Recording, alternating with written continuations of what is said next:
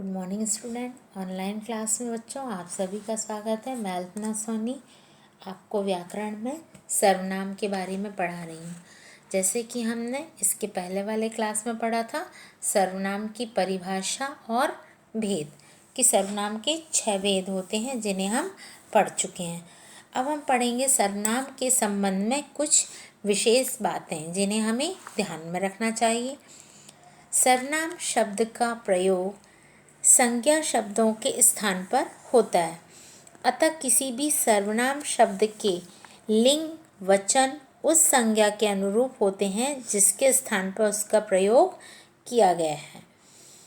सर्वनाम शब्दों का प्रयोग एक वचन और बहुवचन दोनों रूपों में होता है। जैसे हम एक वचन के लिए कहते हैं मैं और हम, तुम, आप। बहुवचन के लिए जैसे हम यूज़ करते हैं, और बहुवचन में हम आप शब्द भी यूज़ करते हैं, वह, वे। तो इस तरह से हम एक वचन और बहुवचन के लिए सर्वनाम का प्रयोग अलग अलग करते हैं।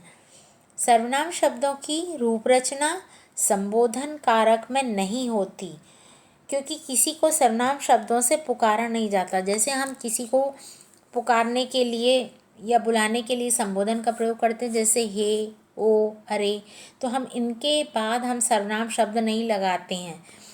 सर्वनाम शब्द के साथ प्रयोग किए जाने वाले विभक्ति चिन्ह उनके साथ मिलाकर लिखे जाते हैं। जैसे मैंने, आपको, उसका, हमारा, इन सब में विभक्ति चिन्ह साथ में प्रयोग किए जा रहे हैं। सर्वनाम के रूप पुल्लिंग और स्त्रीलिंग में एक समान होते हैं, अतः सर्वनाम वाले वाक्यों में लिंग का पता उसकी क्रिया से लगता है। तो सर्वनाम में पता नहीं चलता कि हम स्त्रीलिंग या पुल्लिंग शब्द के लिए हम सर्वनाम का प्रयोग कर रहे हैं, लेकिन हमें क्रिया से उस वाक्य का पता चलता है कि ये स्त्रीलिंग में है या पुल्लिंग में। जैसे उदाहरण देखते हैं, मनन बाजार गया था, वह लौट आया है। तो ये पुल्लिंग क्रिया हो रही है, जैसे यहाँ पर पता चल रहा है। गीतिका बाजार गई थी, अब हमने गीतिका की जगह वह सर्वनाम यूज़ कर रहे हैं, वह लौट आई है। तो वह लौट आई है यानी क्रिया स्त्रीलिंग में हो रही है। तो इस तरह से हम वाक्य में लिंग का पता लगा सकते हैं।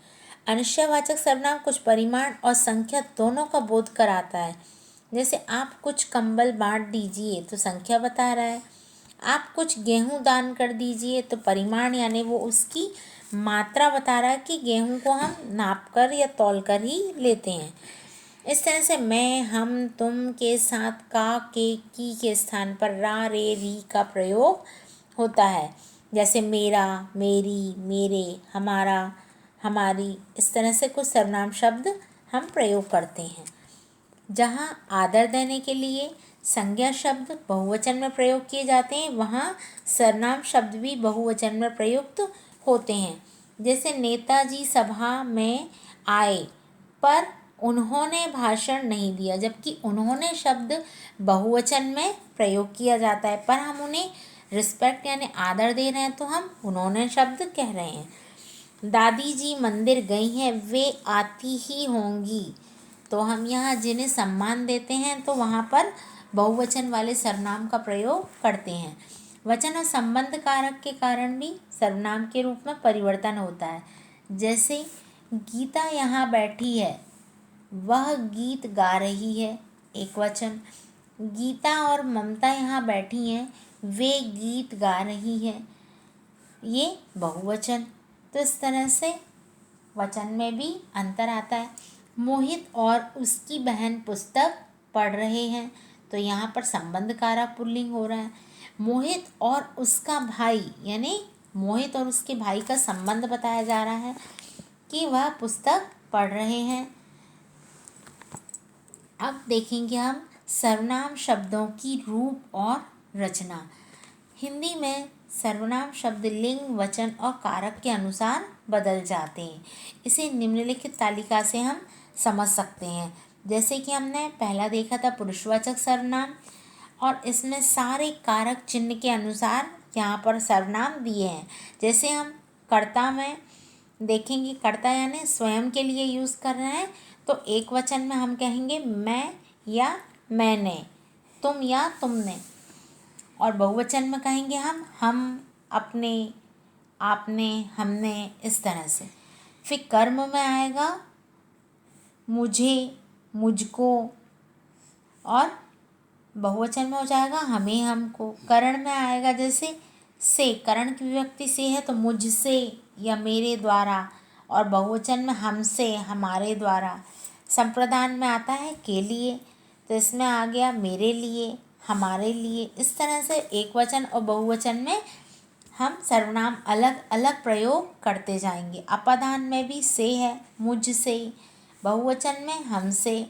संबंध में जैसे रा, रे, री, मेरा या मेरी, और बहुवचन में हम हमारा, हमारी कहेंगे।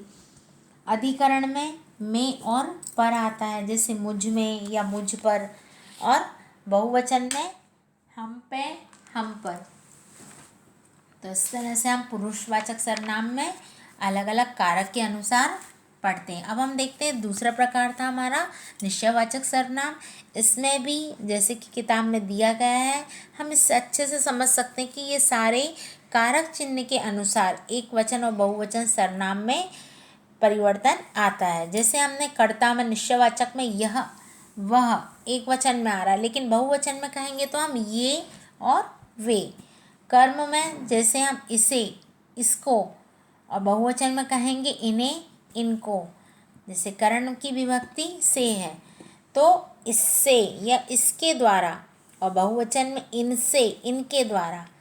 तो यहाँ कारक चिन्हों को ध्यान में रखना है, और इस तरह से हम एक वचन बहुवचन के सर्वनाम को बनाते जाएंगे। जैसे अपादान तो इससे, और बहुवचन में इनसे।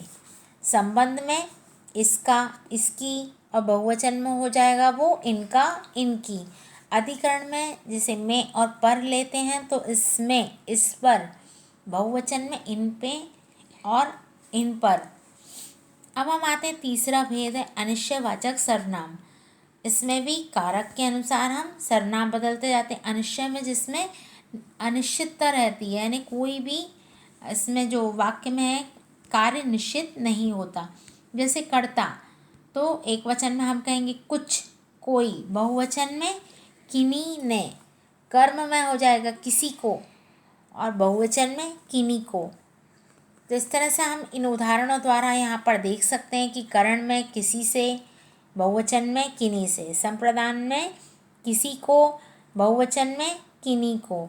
अपादान किसी से, और बहुवचन में हो जाएगा किन्हीं से। संबंध किसी का, किसी की, और इसमें किनका, किनकी, इस तरह से। अधिकरण में आएगा किसी में या किसी पर, और यहाँ हो जाएगा किन्हीं में या किन्हीं पर।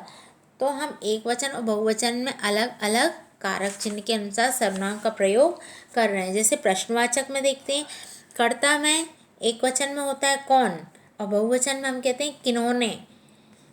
कर्म में हो जाएगा किसे, और बहुवचन में किन्हीं। करण किससे, किनसे। संप्रदान में आएगा किसको, किनको। अपादान किससे, और बहुवचन में होगा किनसे। संबंध में होगा किसका, बहुवचन में किनका। अधिकरण में किसमें, और बहुवचन में हो जाएगा किनमें। तो हम इस तरह से सर्वनाम का प्रयोग करते जाएंगे। संबंधवाचक में भी वही विभक्ति के अनुसार। कर्ता यानी जो और जिसने एक वचन में आएगा, लेकिन बहुवचन में हो जाएगा जो और जिन्होंने। कर्म में जिसे, जिसको, बहुवचन में हो जाएगा जिन्हें और जिनको। करण जिससे, और बहुवचन में जिनसे। संप्रदान में होगा जिसको, और बहुवचन में जिनको। अपादान में हो जाएगा जिससे, और बहुवचन में होगा जिनसे। संबंध जिसका, जिसकी, और इसमें जिनका, जिनकी। अधिकरण जिसमें या जिस पर, और बहुवचन में हो जाएगा जिनमें या जिन पर। इस तरह से हम एक वचन और बहुवचन के अनुसार सर्वनाम का प्रयोग बदल कर करते हैं। तो बच्चों ये हुआ आपके सर्वनाम की परिभाषा, और हमने पढ़े 6 भेद और उसके संबंध में विशेष बातें। तो आज की क्लास के लिए बच्चों थैंक यू।